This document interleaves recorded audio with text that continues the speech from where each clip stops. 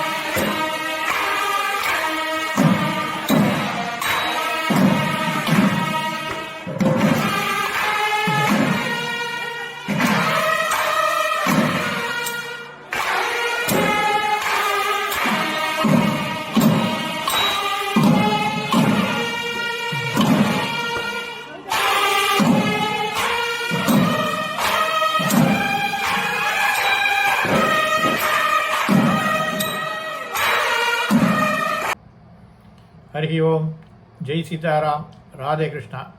அன்பு நண்பர்களை உங்கள் அனைவரையும் எனது தெய்வீக பயணம் யூடியூப் சேனல் சார்பாக அன்புடன் அழைக்கின்றேன். நான் தற்போது ஆந்திர மாநிலத்தில் உள்ள திருக்கோவிலை தரிசிக்க ஆரம்பித்து ஒவ்வொன்றாக பார்த்து வருகின்றோம். ஆந்திர மாநிலம் சித்தூர் வட்டம் நாகலாபுரம் அருகே உள்ளது சுருட்டப்பள்ளி. இங்கு பள்ளிகொண்டீஸ்வரர் சுவாமி திருக்கோயில் இருக்கின்றது. இந்த கோவில் வரலாற்றை நாம் இப்போது அறிந்து கொள்ளலாம். ஆந்திர மாநிலம் சித்தூர் மாவட்டம் நாகலாபுரம் அருகே உள்ள சுருட்டப்பள்ளியில் பள்ளிகொண்டீஸ்வரர் சுவாமி சைனத்த வண்ணத்தில் காட்சி தருகின்றார். மூர்த்தி, ஸ்தலம், தீர்த்தம் ஆகிய மூன்றும் ஒருங்கே அமையப்பட்டது இந்த திருத்தலமாகும். பள்ளிகொண்டீஸ்வரர் ஆலயத்தில் உள்ள பெரும்பான்மையான மூர்த்திகள் குடும்ப சமேதராக காட்சி தருவது இந்த கோயில் முக்கிய அம்சமாகும். இந்த ஆலயத்தில் உள்ள பள்ளிகொண்டீஸ்வரர் சர்வ மங்களாம்பிகையின் வடியில் தலை வைத்து சயன கோலத்தில் காட்சி தருகின்றார்.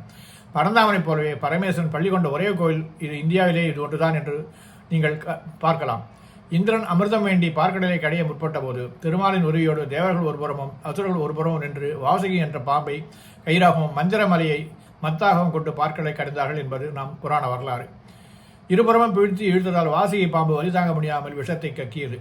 இதை கண்டு அஞ்சிய தேவர்களும் அசுரர்களும் கையிலை நாதனான சிவனிடம் தஞ்சம் அடைந்து அனைவரையும் காக்க வேண்டினார். ஈஸ்வரன் தன் அருகில் இருந்து சுந்தரரை அனுப்பி விஷத்தை திரட்டி எடுத்தவரை செய்தார். சுந்தரரும் பார்க்கடலில் தோன்றிய மொத்த விஷத்தையும் ஒன்று திரட்டி ஒரு கரு நாவல் பழம் போல செய்து சிவபெருமானிடம் கொடுத்தார். பரமேஸ்வரன் அந்த கொடிய நஞ்சினை வாயில் போட்டு விழுங்கினார். விஷம் உடலுக்குள் இறங்காமல் இருக்க ஈசனின் கண்டத்தை கழுத்தினை உமாதேவி பிடித்தாள். இதனால் விஷம் கண்டத்திலேயே நின்றுவிட்டது. அதனால்தான் ஈசனை நீலகண்டன் என்று நாம் அழைக்கின்றோம். விஷத்தை அருந்திய பின் உமையுடன் சிவபெருமான் கைலாயம் புறப்பட்டார். வழியில் அவருக்கு களைப்பு ஏற்பட்டது. அதனால் அவர் ஒரு இடத்தில் ஓய்வெடுத்தார். பார்வதி தேவியின் மடியில் தலை வைத்து களைப்பு நீங்கி சயனித்த அந்த இடமே சுருட்டப்பள்ளி என்று சொல்லப்படுகின்றது. அந்த ஆலயத்தில் பார்வதி தேவி சர்வமங்களா என்ற திருநாமத்துடன் அருள்கின்றார். 5 அடி உயர நந்தீஸ்வரர் இந்த கோயிலில் பள்ளிகொண்டீஸ்வரர் தனிச்சன்னதியில் காட்சி தருகின்றார். இந்த ஆலயத்தில் தான் முதலில் பிரதோஷ வழிபாடு நடத்தப்பட்டதாகவும் அதன் பிறகே மற்ற சிவாலயங்களில் பிரதோஷ வழிபாடு தொடங்கியதாகவும் ஒரு நம்பிக்கை உள்ளது. பள்ளிகொண்டீஸ்வரை சுற்றி பிருகுமுனிவர், பிரம்மா, மகாவிஷ்ணு, மார்க்கண்டேயர், நாரதர், சந்திரன், குபேரன், சூரியன், அகஸ்தியர், புலஸ்தியர், கௌதமர், தும்புரர், வசிஷ்டர், விஸ்வாமித்திரர், வால்மீகி, தேவேந்திரனோடு விநாயகர், வள்ளி தெய்வயானுடன் முருகன் ஆகியோரும் இங்கே தனி சன்னதிகளில் காட்சியளிக்கின்றார்கள். 3 நிலை கொண்ட ராஜகோபுரத்தின் எதிரே சுமார் 5 அடி உயரப்படத்தில் 5 அடி உயர நந்தீஸ்வரர் உள்ளார். இந்த கோயிலில் துவாரபாலர்கள் கிடையாது. அதற்கு பதிலாக சங்கநிதி வசுந்தராவுடனும் பத்மநேடி வசுமதியுடன் காட்சி தருகின்றார்கள். உள்ளே சென்றால் நின்ற கோலத்தில் அன்னை மரகதாம்பிகை சிம்மவாகினியாக காட்சி தருகின்றார். கருவறைக்கு வெளியே அர்த்த மண்டபத்தில் வலது பக்கத்தில் கற்பகுருஷம், இடது பக்கத்தில் காமதேனு பசு காணப்படுகின்றது. ஏகபாத மூர்த்தியாக மரகதாம்பிகை சன்னிதிக்கு முன்பே சாலகிராம கணபதியும், வள்ளி தேவியானுடன் சுப்பிரமணியரும், இடதுபுறம் அப்பர் சுந்தரர், திருஞான சம்பந்தர் ஆகிய நாயன்மகளின் திருவுருவச்சர்களும் வால்மீகி ரிஷியின் சிலையும் உள்ளது. அதற்கு அடுத்து ஏகபாத திருமூர்த்தி காட்சி அளிப்பது அரிய ஒன்றாகும். தான் ஒருவராய் படைத்தல், காத்தல், தொழில் முறிவராக பிரம்மா, விஷ்ணு, சிவாவை தன்னிடத்தே கொண்ட சிவவடிமை ஏகபாத மூர்த்தி என்று சொல்லப்படுகின்றது. பிரம்மா 4 முகங்களும் அன்ன வாகனத்துடன், சிவன் நந்தியுடன், விஷ்ணு கருடாருடன் ஒரே கல்லில் மிக அழகாக சிற்பமாக காட்சியளிக்கின்றார்கள். வரசித்தி விநாயகர் தனிச்சன்னதில் காட்சி தருகின்றார். தேவளுக்கு ஏற்பட்ட வெப்ப நோயை தணிப்பதற்காக சிவன் தனது கையில் அக்னியுடன் 3 தலை, 3 கால்கள், 3 கைகளுடன் எடுத்த அவதாரமே ஜுரஹர மூர்த்தி. இந்த சிலை ஒரே கல்லில் செதுக்கப்பட்டிருக்கின்றது. மரகதாம்பிகை சந்நிதி அருகில் ராஜராஜேஸ்வரி, மகாலட்சுமி, சரஸ்வதி, அன்னபூரணி ஆகிய தேவிகளின் சிலைகள் இருக்கின்றன. கையில் கிளியுடன் அழகிய வடியில் ஞானதுர்க்கை காட்சி தருகின்றார். வடக்கு பிரகாரத்தில் சுப்பிரமணியர் தனது 2 தேவிகளுடன் தென்னிசை நோக்கி நின்ற கோலத்தில் அருள்கின்றார். ராஜயோகத்தை தரும் ராஜமாதாங்கி சிலை பிரதிஷ்டை செய்யப்பட்டுள்ளது.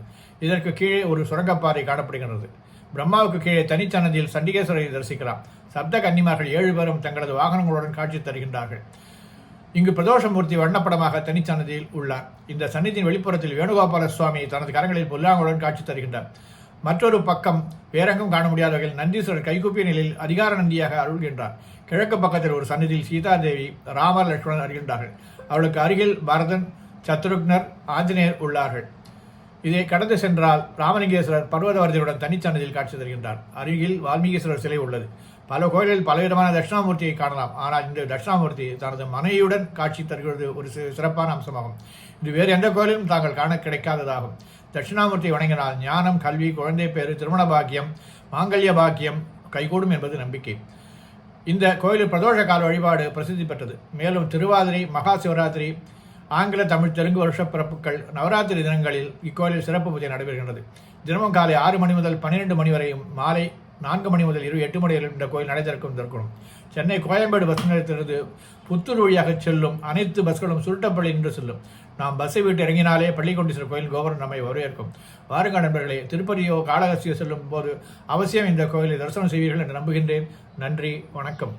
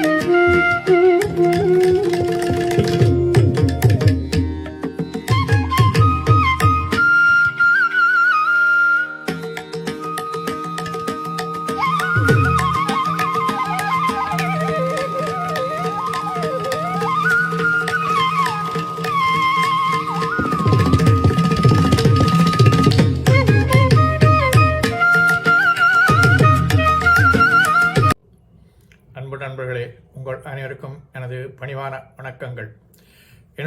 என்னுடைய தெய்வீக பயணம் யூடியூப் சேனலில் திருக்கோயில்களை தாங்கள் தரிசித்து வருகின்றீர்கள். அந்த வகையில் உங்களுக்கு எனது நன்றியை தெரிவித்துக் கொள்கின்றேன்.